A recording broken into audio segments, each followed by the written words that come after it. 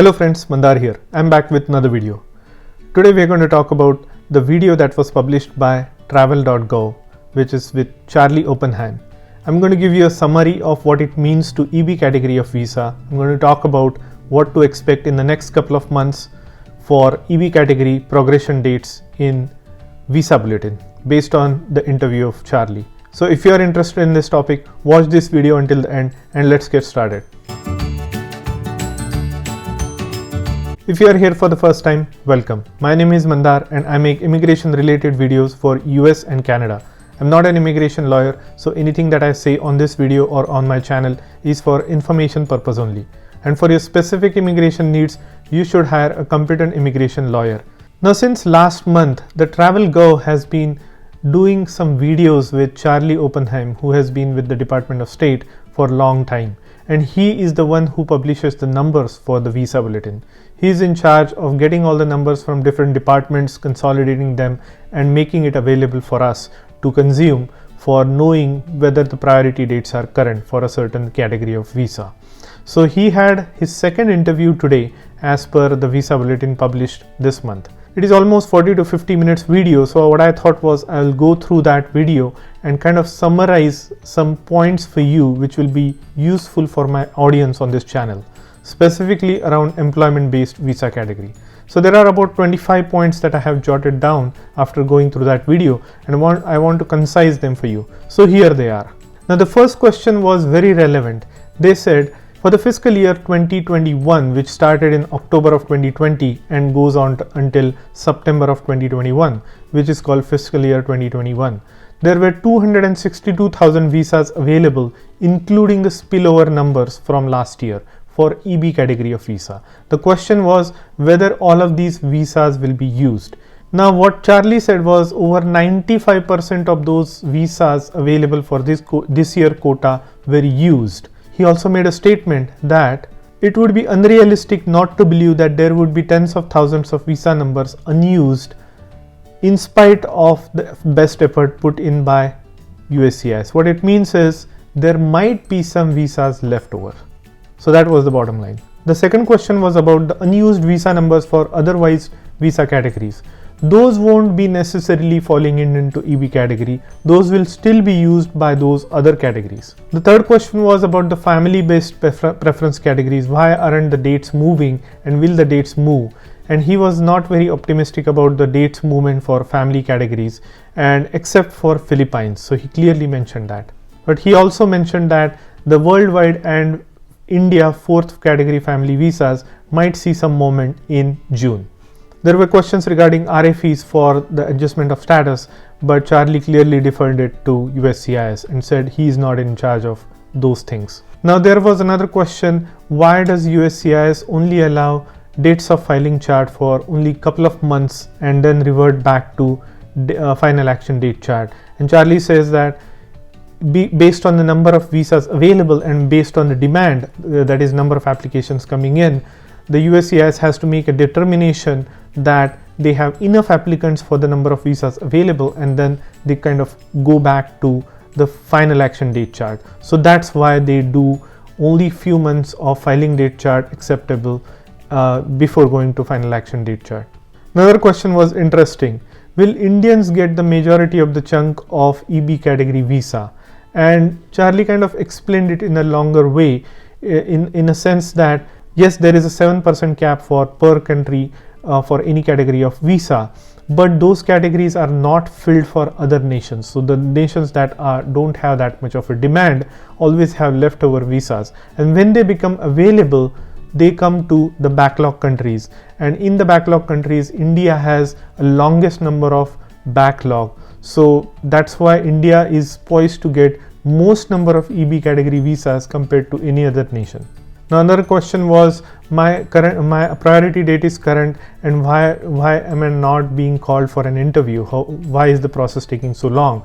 It's obvious that due to COVID there is a shortage of labor force at USCIS. There is no more hiring. They are not hiring more officers. So that's the main reason why the processing time is delayed. in terms of interviews are held at the regional offices. Say for instance, if you are in a particular city, there is a USCIS office over there, which is called field office. It all depends on the workload and the caseload at that particular location.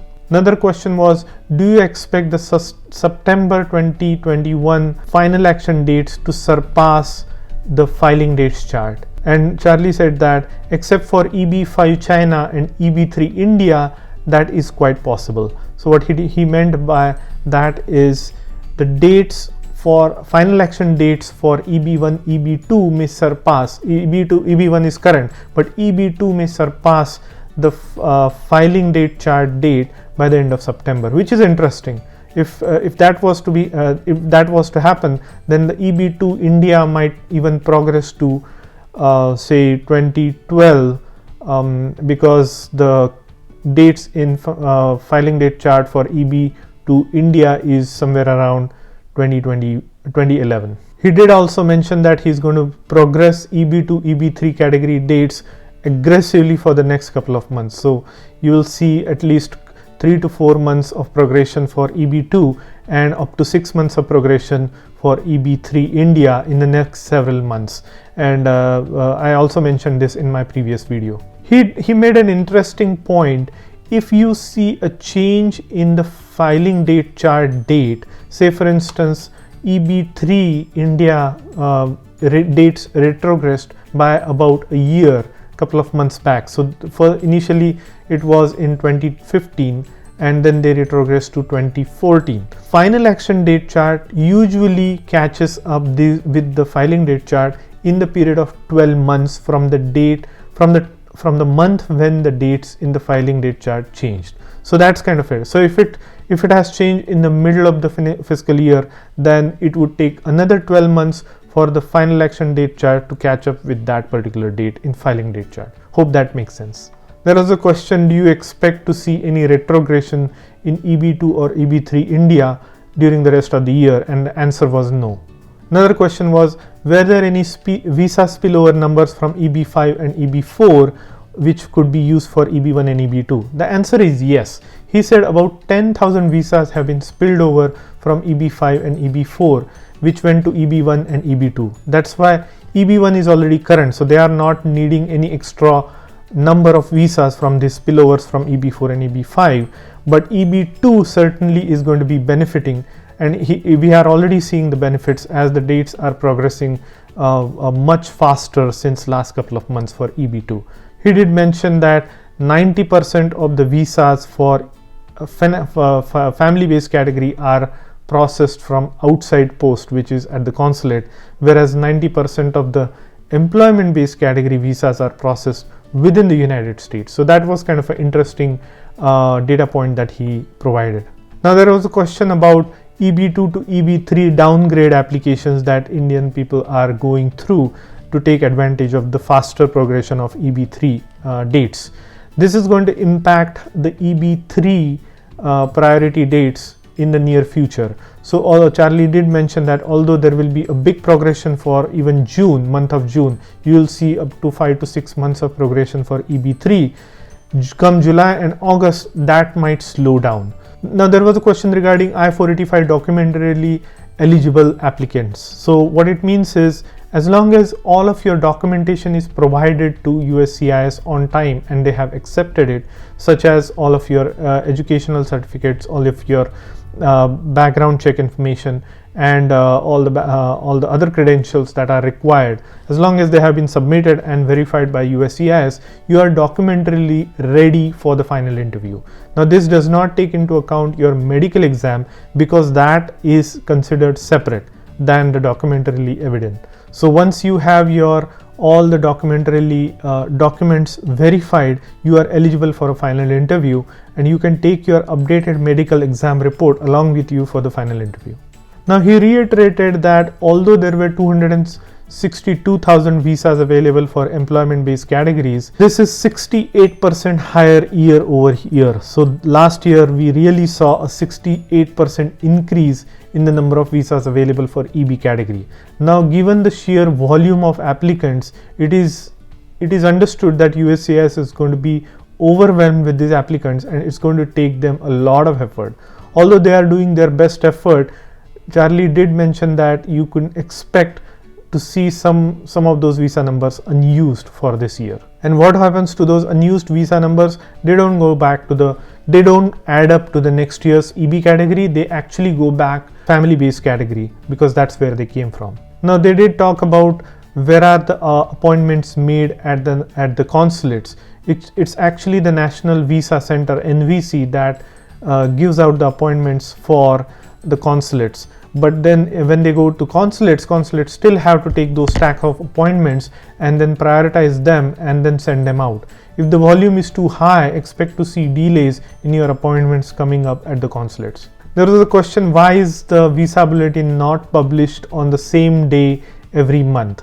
Now, what Charlie said that their intention is to publish the visa bulletin on 8th day of every month, because he has to get all these numbers from several different sources, from consulates abroad, from other agencies such as Department of State. He has to consolidate those numbers, and they go through some approval process. These numbers have to be cleared by various number of people, so that's why sometimes it takes time.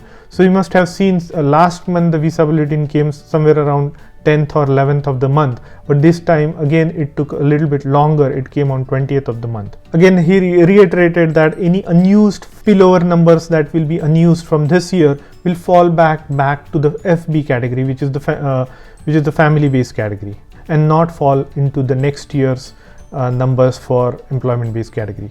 Now there was a question about interview waivers. Although I have been hearing that some people have been getting interview waivers for employment based category, Charlie did clearly mention that there is no such policy, and he is not aware of USCIS giving out waivers for EB category visa. Now I am also a little bit skeptical, because some people have claimed that they have got their green card without an interview, but it is not a norm. Vast majority of people are still going to get an interview, and they will have to go through the process, because the policy has not changed. So in a nutshell, these were kind of things that we can expect from upcoming visa bulletins. So there is going to be a lot of progression for EB2. You can see up to 3 to 4 months of progression for EB2 in the next couple of months, and up to 6 months of progression for EB3. Although due to downgrade petitions, EB3 might slow down after a month or two. So that's what we can expect in the upcoming visa bulletins. If there is any more information on any new rule changes or things like that, I'll be sure to make a video. So I hope you got some value out of this video. If you did, please hit the like button and consider subscribing to my channel, and I'll see you in the next one.